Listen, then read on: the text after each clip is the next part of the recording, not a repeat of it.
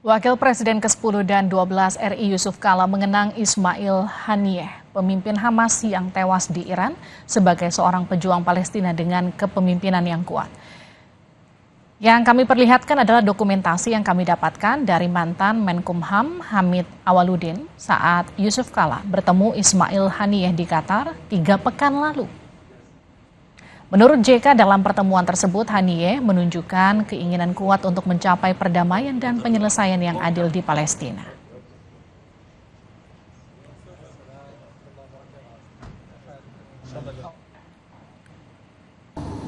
Kita baru mampu mengeluarkan 2.700 dokter spesialis per tahun.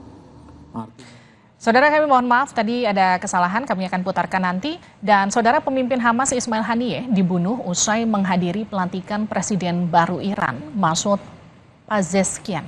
Tidak ada yang langsung mengaku bertanggung jawab atas pembunuhan Ismail.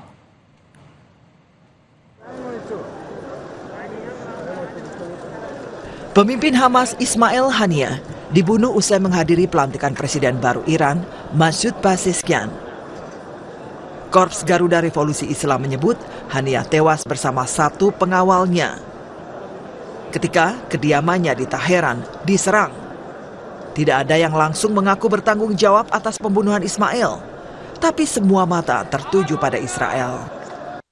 Kami kutip di tribunnews.com, Menteri Warisan Israel Amihai Eliyahu dalam postingan di media sosial X mengatakan, ini adalah cara yang tepat untuk membersihkan dunia. Ia juga menyebut kematian Haniyeh, kemartiran, akan membuat dunia sedikit lebih baik. Menteri Pertahanan Amerika Serikat, Lloyd Austin, juga tak bisa memberikan jawaban atas pembunuhan Ismail Haniyeh. Lloyd menyebut tidak memiliki informasi lain soal kematian Ismail.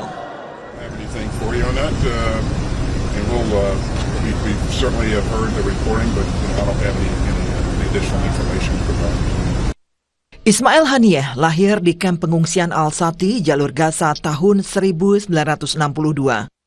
Kuliah di Islamic University of Gaza bidang sastra Arab tahun 1981. Semasa kuliah, Ismail aktif bersama Ikhwanul Muslimin. Ia pernah ditangkap Israel pada tahun 1988 dan tahun 1989. Dideportasi ke Lebanon pada tahun 1992. Dan kembali ke Gaza pada tahun 1993. Ismail menjadi sekretaris pribadi Sheikh Ahmed Yassin pada tahun 1997. Pernah juga menjadi Perdana Menteri Otoritas Palestina, namun dipecat Presiden Palestina. Ia juga pernah menjadi Kepala Biro Politik Hamas sejak tahun 2017. Tahun 2017, hidup Haniyeh berpindah-pindah antara Turki dan ibu kota Qatar, Doha, untuk menghindari pembatasan perjalanan di jalur Gaza yang diblokade. Perang antara Hamas dan Israel masih berkecamuk sejak tanggal 7 Oktober 2023. Korban luka hampir mencapai 91.000 jiwa, sementara korban tewas mencapai 39.400 jiwa. 70% korban adalah para perempuan dan anak-anak.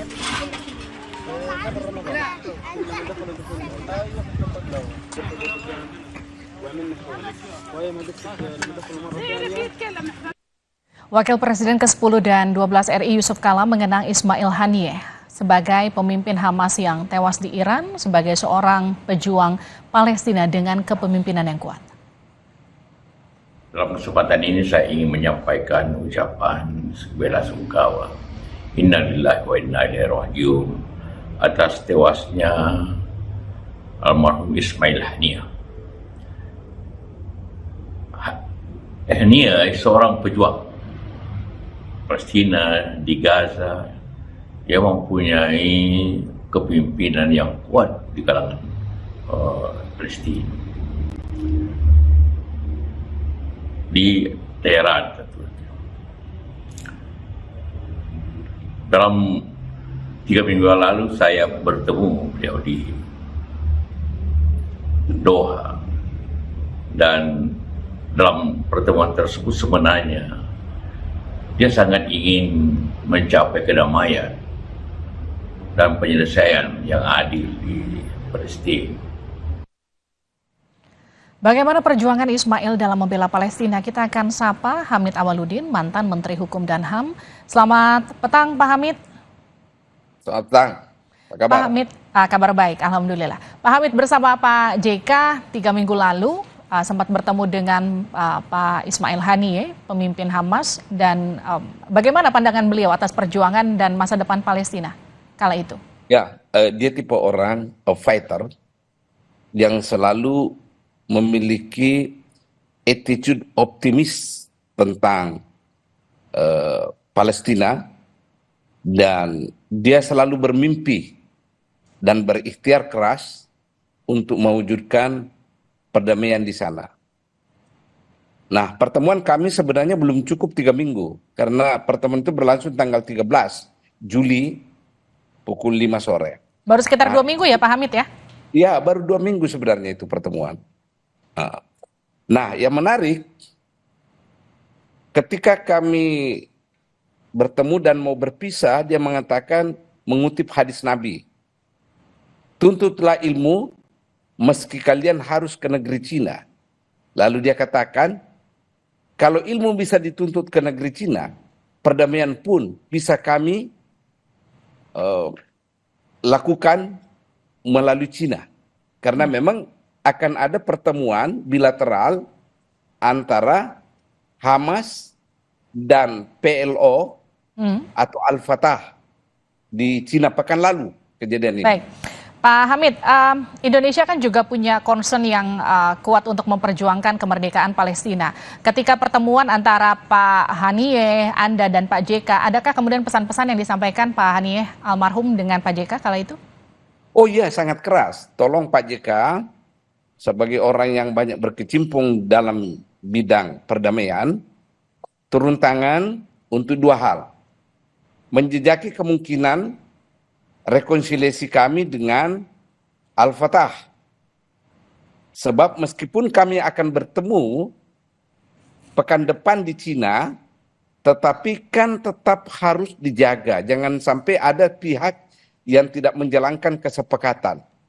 Yang kedua, tolong Pak Yusuf Kalla dan timnya berikhtiar keras membantu orang-orang Palestina untuk memiliki tanah miliknya sendiri dan merdeka sebagai bangsa yang berdaulat. Dengan segala harga yang harus kami tebus demi terwujudnya kedaulatan itu, kata Haniyeh kepada Pak JK. Pak Hamid, ini kan dalam masa perjuangan Palestina ini Haniyeh kehilangan anak, cucu, tapi ia tetap menyuarakan gencatan senjata. Apa yang kemudian ia ikut suarakan kala itu? Ya, sangat jelas dengan segala pengorbanannya, dia ingin sekali mewujudkan perdamaian, dia ingin sekali menghentikan kekerasan.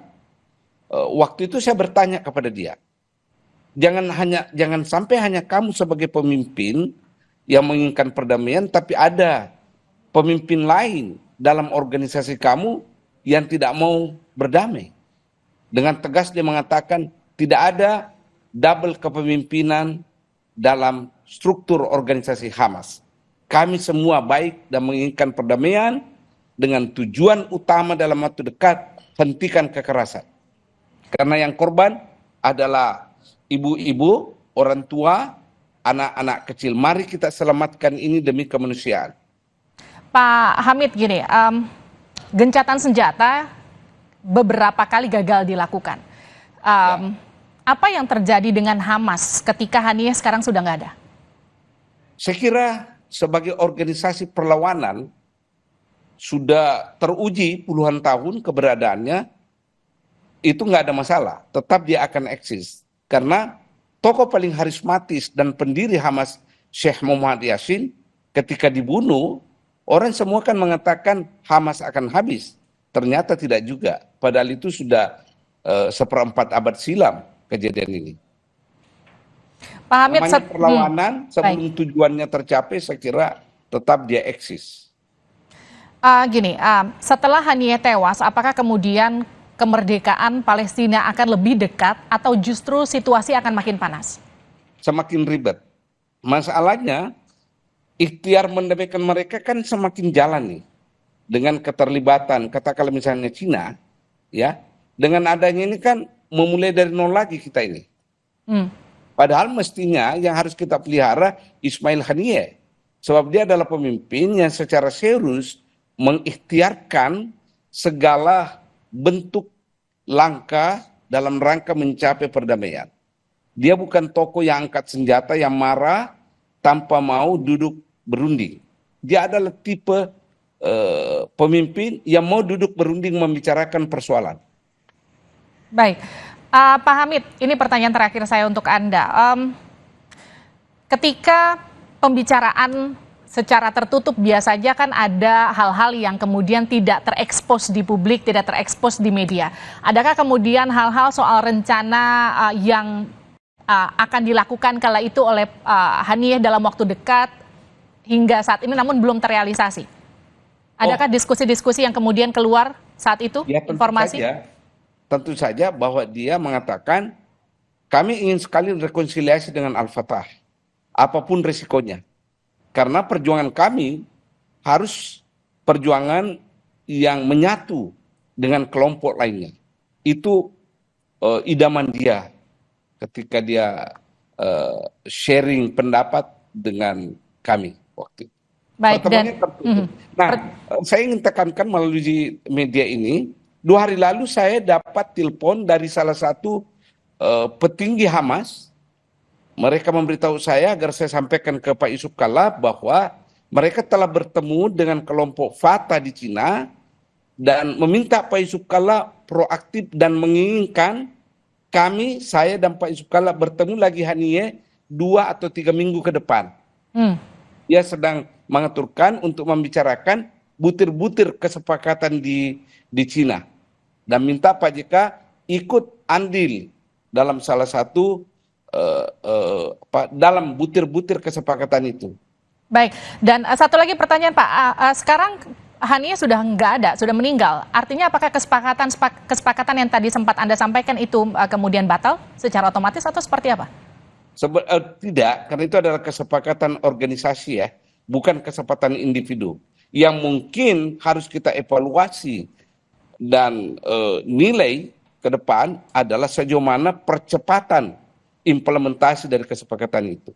Nah, kita belum bisa memberi asesmen tentang ini karena para pemimpin Hamas sekarang masih dalam suasana berduka. Dan tadi saya ditelepon oleh pemimpin mereka minta memohon kalau bisa Pak Yusuf Kalla dan saya hadir dalam pemakaman tersebut pada hari Jumat 2 hari pekan, 2 hari mendatang. Baik, terima kasih Pak Hamid Awaludin sudah bergabung bersama kami di Sapa Indonesia Malam dan tentu semangat Indonesia sampai detik ini masih sama untuk perdamaian di Palestina. Terima kasih Pak atas waktunya. Ya. Saudara Dirjen Informasi dan Komunikasi Publik Kominfo Usman Kansong bilang penyelenggara judi online saat ini menyasar 80% rakyat kecil. Kita kembali usai